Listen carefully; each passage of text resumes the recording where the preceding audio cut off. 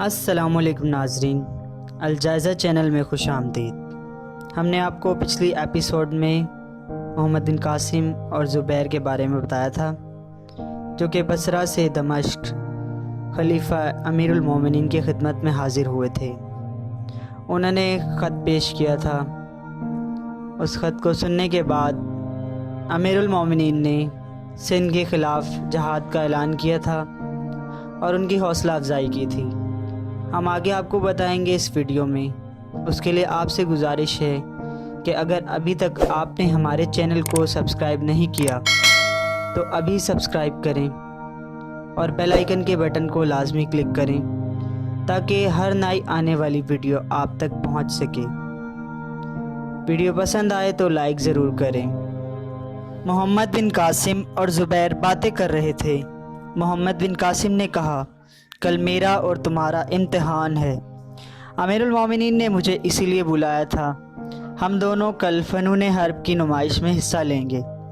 اگر ہم مقابلے میں دوسروں پر سبقت لے گئے تو دمشق کے لوگوں پر بہت اچھا اثر پڑے گا اور ہمیں جہاد کے لیے تبلیغ کا موقع بھی مل جائے گا۔ خدا نے ہمارے لیے اچھا موقع پیدا کیا ہے۔ زبیر نے کہا، میں آپ کو بتا دینا ضروری سمجھتا ہوں کہ آپ صالح اور سلیمان کے متعلق غلط اندازہ نہ لگائیں۔ وہ دونوں نیزہ بازی میں بہت مہارت رکھتے ہیں، تاہم میں تیار ہوں۔ محمد بن قاسم نے کہا، ہمیں اپنی بڑائی مقصود نہیں، ہم ایک اچھے مقصد کے لیے نمائش میں حصہ لیں گے۔ خدا ہماری مدد ضرور کرے گا۔ زبیر نے کہا، انشاءاللہ۔ زمانہ جاہلیت میں بھی عرب تیر اندازی، شمشیر زنی اور شہ سواری میں غیر معمولی مہارت حاصل کرنا اپنی زندگی کا اہم ترین فریضہ سمجھتے تھے۔ سرداری، عزت، شہرت اور ناموری کا سب سے بڑا معیار یہی تھا۔ اسلام نے عربوں کی انفرادی شجاعت کو صالحین کی ناقابل تسخیر قوت میں تبدیل کر دیا۔ عرب گھوڑے اور سوار دنیا بھر میں مشہور تھے، اسی لیے دوسرے فنون کی طرح نیزہ بازی میں بھی وہ ہمسایہ ممالک پر سبقت لے گئے تھے۔ دمشق شہر سے باہر ایک کھلے میدان میں قریباً ہر سال فنون حرب کی نمائش ہوتی تھی۔ اس سال حسب معمول فنون حرب کی نمائش میں حصہ لینے کے لیے بہت سے لوگ دور دور سے آئے تھے۔ میدان کے چاروں طرف تماشائیوں کا ہجوم تھا۔ ولید بن عبد المالک ایک کرسی پر رونق افروز تھا، دوسری طرف اس کا بھائی سلیمان بن عبد المالک غرور میں اپنے ساتھیوں کے ساتھ بیٹھا ہوا تھا۔ نمائش شروع ہوئی۔ اسلحہ جات کے ماہرین نے منجیق اور دبابوں کے جدید نمونے پیش کر کے انعامات حاصل کیے۔ تیر اندازی اور شمشیر زنی کے ماہرین نے اپنے کمالات دکھائے اور تماشائیوں سے داد وصول کی۔ سلیمان کا ساتھی صالح کی تلوار کے مقابلے میں یک بعد دیگرے دمشق کے 5 مشہور پہلوانوں کو نیچا دکھا کر اس بات کا منتظر تھا کہ امیر المومنین اسے اپنے پاس بلائیں گے، لیکن ایک نوجوان نے اچانک میدان میں آ کر اسے مقابلے کی دعوت دی اور ایک طویل اور سخت مقابلے کے بعد اس کی تلوار چھین لی۔ یہ نوجوان زبیر تھا۔ لوگ حیران ہو رہے تھے۔ ولید نے آگے بڑھ کر زبیر سے مصافحہ کیا اور مبارکباد دی۔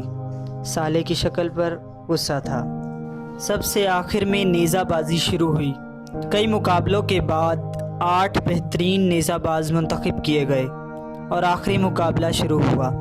جو مقابلہ آگے بڑھ رہا تھا، تماشائیوں کے جوش و خروش میں اضافہ ہوتا جا رہا تھا۔ ایک نوجوان جس نے سب کو پچھاڑ دیا وہ یونانی نو مسلم تھا۔ اس کا نام ایوب تھا۔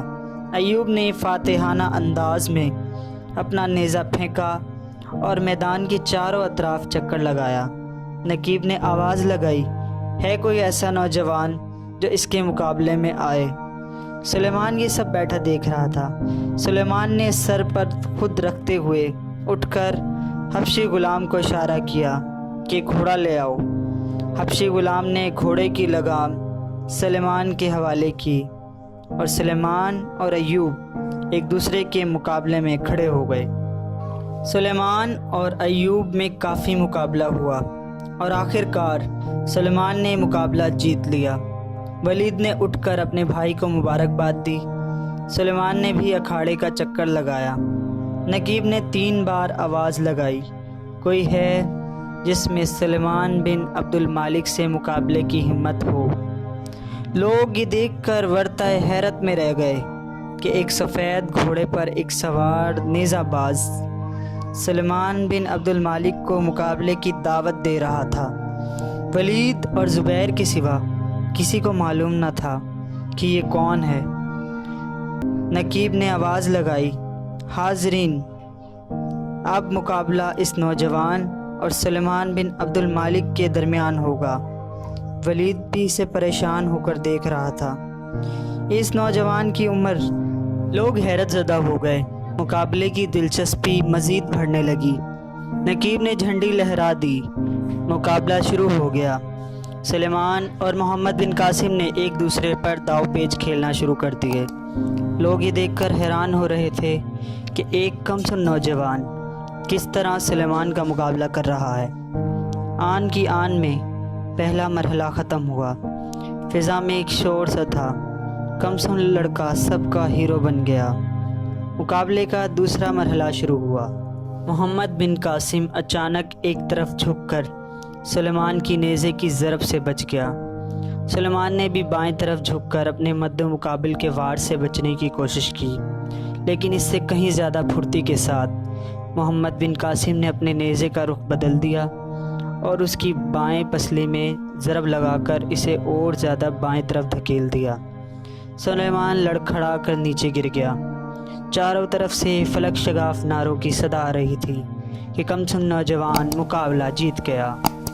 لوگ جوک در جوک محمد بن قاسم کی طرف بڑھنے لگے اور یہ حیرت میں تھے کہ آخر یہ نوجوان کون ہے جس نے سلیمان بن عبد المالک کو پست کر دیا ہے۔ ایوب بھی محمد بن قاسم کی طرف بڑھا۔ اس نے محمد بن قاسم کو جیتنے پر مبارکباد دی۔ ولید بھی یہ سب منظر دیکھ رہا تھا۔ دمشق کے لوگ محمد بن قاسم کی بلائیں لے رہے تھے۔ لوگوں نے پوچھا، اے نوجوان، تمہارا تعلق کہاں سے ہے؟ محمد بن قاسم نے کہا، میں بصرہ سے ہوں۔ محمد بن قاسم ولید کے پاس پہنچا۔ ولید نے محمد بن قاسم کو مبارکباد دی اور گلے لگا لیا اور کہا، صحیح حقدار تم ہی ہو اس کے۔ ناظرین، آگے چل کر ہم آپ کو بتائیں گے کہ کس طرح سے محمد بن قاسم نے تبلیغ کے لیے آغاز کر دیا تھا۔ ویڈیو پسند آئے تو لائک ضرور کیجیے گا۔ ویڈیو دیکھنے کا شکریہ۔ اللہ حافظ۔